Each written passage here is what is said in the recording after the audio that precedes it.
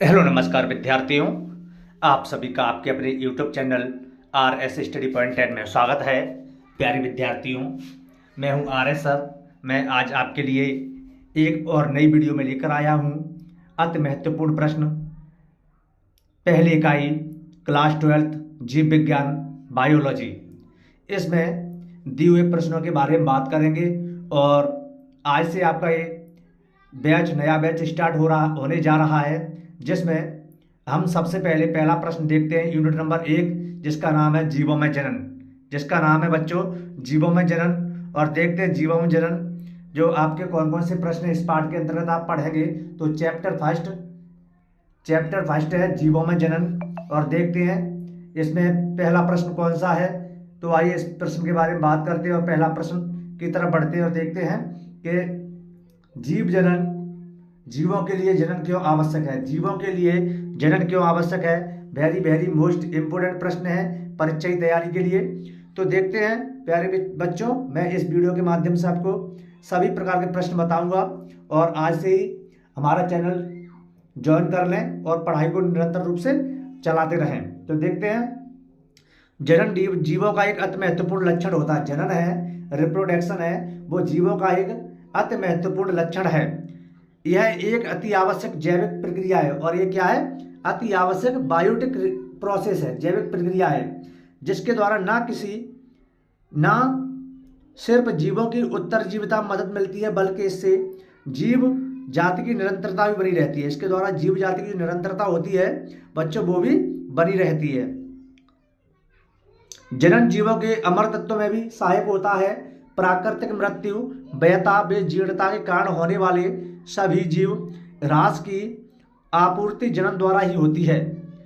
जनन से जीवों की संख्या बढ़ती है, जैसे रिप्रोडक्शन होता है, जनन होता है, उससे जीवों की संख्या में वृद्धि होती है, अर्थात जीवों की संख्या बढ़ती है।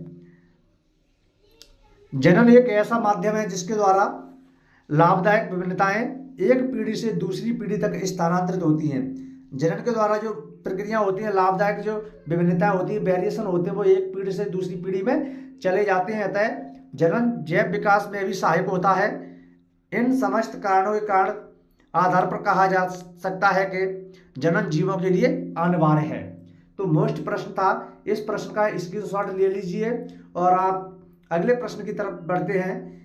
इंपोर्टेंट प्रश्न है बच्चों ये भी कि जनन की अच्छी विधि कौन सी है और क्यों। जनन की जो दो विधियां होती हैं, जिसे लैंगिक जनन और अलैंगिक जनन कहते हैं, sexual reproduction and asexual reproduction के नाम से जानते हैं। तो उसमें जो सबसे अच्छी विधि कौन सी है और वो क्यों है, तो इस प्रश्न का उत्तर देखते हैं। और लैंगिक जनन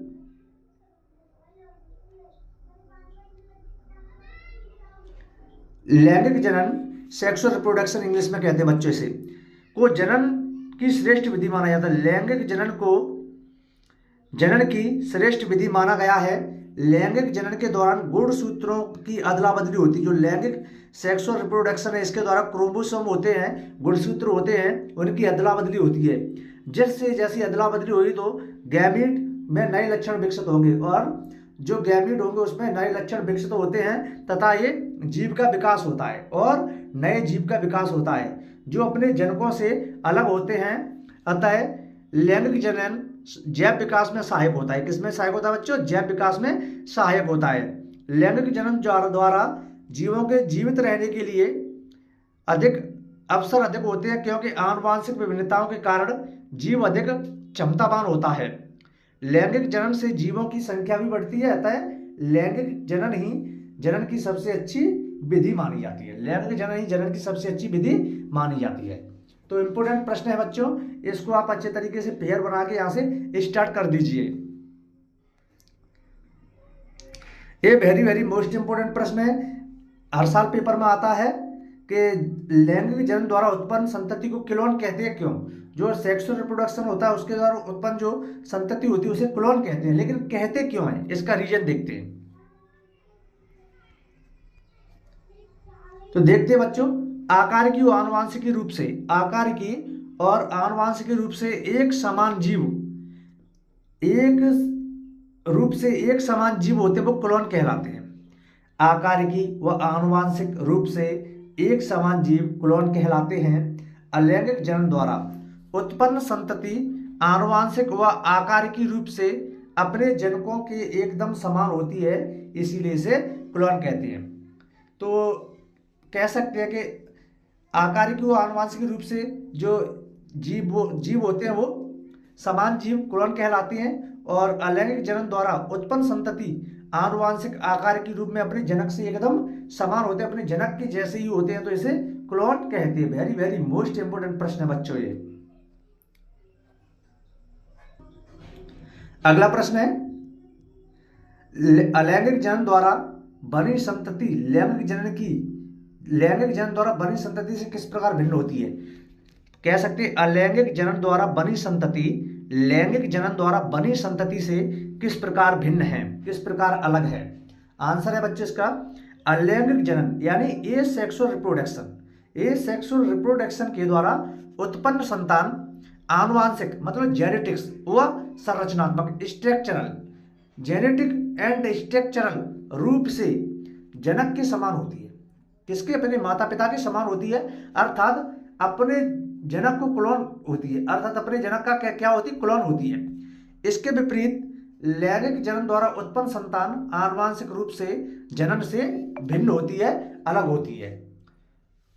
तो ये अच्छा प्रश्न है बच्चों, इसे भी आप अपनी फेयर कॉपी में नोट कर लीजिए। यदि आपको स्क्रीनशॉट लेना है तो आप स्क्रीनशॉट ले लीजिए और आप अच्छे तरीके से फेयर बना लीजिए। यहीं से अपनी पढ़ाई स्टार्ट कर दीजिए, और हर रोज मैं इस चैनल के माध्यम से आपको एक यूनिट पढ़ाता हूँ। एक यूनिट 2 दिन में हो जाए, 3 दिन में हो जाए, इसी तरीके से 4-4, 5-5 प्रश्न मैं आपको कवर कराता हूँ और बहुत अच्छे तरीके से मैं आपको पढ़ाता रहूँगा। आप सपोर्ट कीजिए, चैनल को अधिक से अधिक सब्सक्राइब कीजिए, अपने दोस्त मित्र रिश्तेदारों को भेजिए, जिससे उनकी भी पढ़ाई अभी स्टार्ट हो जाए। प्यारे बच्चों, ये आपकी परीक्षा की दृष्टि से वेरी वेरी मोस्ट इंपोर्टेंट प्रश्न है कि अलैंगिक जनन asexual reproduction and sexual reproduction के मध्य विभेद स्थापित कीजिए। मतलब अलैंगिक जनन और लैंगिक जनन के मध्य विभेद मतलब अंतर स्थापित कीजिए। कायिक जनन को प्रारूपीय अलैंगिक जनन क्यों माना गया है। तो देखते हैं, अलैंगिक जनन तथा लैंगिक जनन में कई अंतर पाए जाते हैं, लेकिन कुछ प्रमुख अंतर निम्नलिखित हैं। इस तरीके से इसमें अंतर पूछ रहे हैं, डिफरेंस पूछ रहा है, difference between sexual reproduction and asexual reproduction. तो देखते हैं इसमें सेक्सुअल रिप्रोडक्शन और एसेक्सुअल रिप्रोडक्शन में इंपोर्टेंट प्रश्न है। सबसे पहले देखते हैं, इसमें एक साइड पर लिखते हैं बच्चों सेक्सुअल रिप्रोडक्शन, इसे अलैंगिक जनन कहते हैं, एसेक्सुअल अलैंगिक जनन और सेक्सुअल रिप्रोडक्शन लैंगिक जनन। तो देखते हैं पहला पॉइंट इसमें क्या है बच्चों। पहला आपका पॉइंट होने जा रहा है, इसमें सिर्फ एक जनक भाग लेता है। अलैंगिक जनन होता है उसमें सिर्फ एक ही जनक भाग लेता है, और लैंगिक जनन है सेक्सुअल रिप्रोडक्शन है, इसमें नर तथा मादा दोनों भाग लेते हैं। लैंगिक जनन में सेक्सुअल रिप्रोडक्शन में नर और मादा मेल एंड फीमेल दोनों ही भाग लेते हैं। नंबर 2, एसेक्सुअल रिप्रोडक्शन होता है, इसमें युग्मक निर्माण व निषेचन का अभाव होता है, जिसमें गैमीट होता है, गैमीट का फॉर्मेशन व फर्टिलाइजेशन का अभाव होता है। फर्टिलाइजेशन माने होता है बच्चों निषेचन। अगला इधर देखते हैं, इसमें युग्मक निर्माण व निषेचन होता है। पॉइंट नंबर 3 है, यह जनक की कायिक कोशिका में होता है। जो अलैंगिक जनन है वह जनक की कायिक कोशिका में होता है। तो बच्चों आप इसे समझ के ही स्क्रीनशॉट लीजिए। पहले मैं इस प्रश्न को समझा रहा हूं, समझने के बाद वीडियो को देखने के बाद मैं स्क्रीनशॉट देने का समय देता हूं, फिर उसके बाद आप स्क्रीनशॉट लीजिए।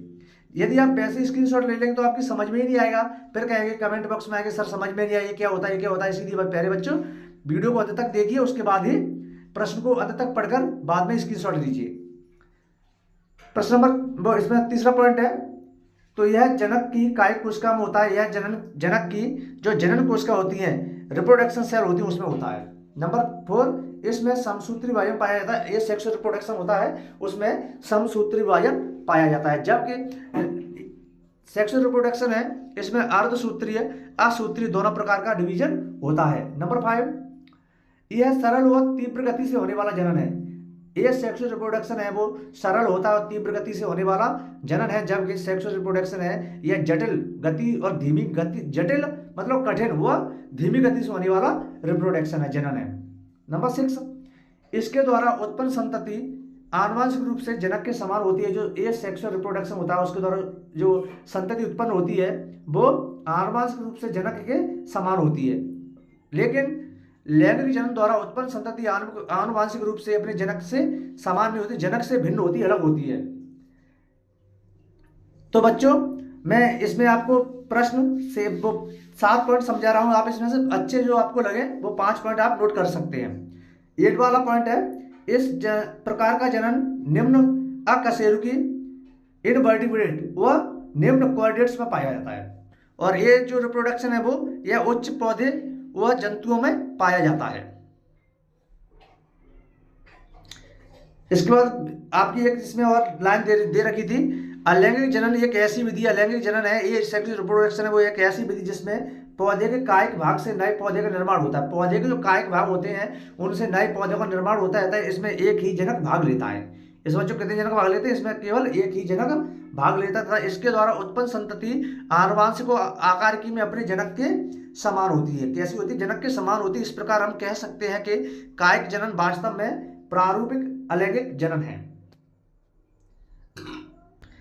अगला प्रश्न है बच्चों, कायिक प्रवर्धन। कायिक प्रवर्धन से आप क्या समझते हैं, कोई 2 उपयुक्त उदाहरण दीजिए। कायिक प्रवर्धन जनन एक ऐसी विधि है जिसमें पौधे के शरीर का कोई भी कायिक भाग प्रवर्धक का कार्य करता है। पौधे के शरीर का कोई भी कायिक भाग है जो प्रवर्धक की तरह कार्य करता है तथा नए पौधे में विकसित हो जाता है, और वह नए पौधे में विकसित हो जाता है। मात्र पौधे के कायिक अंग जैसे जड़, तना, पत्ती, कलिका आदि से नए पौधे का पुनर्जनन कायिक प्रवर्धन कहलाता है। कायिक प्रवर्धन के 2 उदाहरण हैं जो निम्नलिखित हैं। नंबर 1 पहला उदाहरण है बच्चे इसका कि अजूबा, ब्रायोफिल्लम इसको कहते हैं, अजूबा है। अजूबा के पौधों में पत्तियों के किनारों पर पादपकाय उत्पन्न होते हैं। जो अजूबा का पौधा होते हैं उसके पत्तियों के किनारे पर पादपकाय उत्पन्न होते हैं जो मात्र पौधे से अलग होकर, जो क्या है, मात्र पौधे से अलग होकर नए पौधे को जन्म देते हैं, जो मात्र पौधे से अलग होकर नए पौधे को जन्म देते हैं। नंबर 2 आलू के कंद में उपस्थित पर्व संधियां होती हैं, नोड्स पाई जाती हैं, ये कायिक प्रवर्धन में सहायक होती हैं। पर्व संधियों में कायिक कलिकाएं स्थित होती हैं तथा प्रत्येक कलिका अपने नए पौधे को जन्म देती है। तो बच्चों ये आपका कायिक प्रवर्धन क्या है, इंपोर्टेंट प्रश्न है। बच्चों आपका अगला प्रश्न है बाह्य निषेचन, एक्सटर्नल फर्टिलाइजेशन की व्याख्या कीजिए तथा इसके दोष, नुकसान, हानियां। एक ही बात है, किसी भी तरीके से पूछा जा सकता है। तो देखते हैं एक्सटर्नल फर्टिलाइजेशन, बाह्य निषेचन। शुक्राणु, नर युग्मक, स्पर्म होते हैं वो मेल गैमीट्स तथा अंड मादा युग्मक के संयुग्मन या संलयन को निषेचन कहते हैं। निषेचन क्या होता है बच्चों, शुक्राणु स्पर्म और ओवम आपस में मिलते हैं तो एक क्रिया करते हैं, उसे फर्टिलाइजेशन या निषेचन कहते हैं। इसके फलस्वरूप द्विगुणित युग्माणु डिप्लॉयड जाइगोट का निर्माण होता है। उसके फलस्वरूप द्विगुणित डिप्लॉयड जाइगोट का निर्माण होता है। अधिकांश शैवाल मछलियों में और उभयचर प्राणियों में शुक्राणु नर युग्मक तथा अंड मादा युग्मक का संलयन शरीर से बाहर जल में होता है, इसे बाह्य निषेचन कहते हैं। बाह्य निषेचन से होने वाली हानियां, डिसएडवांटेज ऑफ एक्सटर्नल फर्टिलाइजेशन। तो बाह्य निषेचन होता है, एक्सटर्नल फर्टिलाइजेशन होता है, उससे क्या क्या हानियां हो सकती हैं तो देखते हैं। पहली हानि है तो जीवधारियों को अत्यधिक संख्या में युग्मकों का निर्माण करना होता है। इससे जीवधारियों को अधिक संख्या में युग्मकों गैमीट्स का निर्माण करना होता है, जिससे निषेचन के अवसर बढ़ जाते हैं, जिससे फर्टिलाइजेशन के अवसर बढ़ जाएं, अर्थात इनमें युग्मक संलयन के अवसर कम होते हैं। नंबर 2 संतति अत्यधिक संख्या में उत्पन्न होती है। संतति है वो अत्यधिक संख्या में उत्पन्न होती है। नंबर 3 संतति शिकारियों द्वारा शिकार होने की स्थिति से गुजरती हैं। इसके फलस्वरूप इनकी उत्तरजीविता जोखिमपूर्ण होती है, अर्थात संतानें कम संख्या में जीवित रह पाती हैं। संतानें क्या होती, कम संख्या में जीवित रह पाती हैं।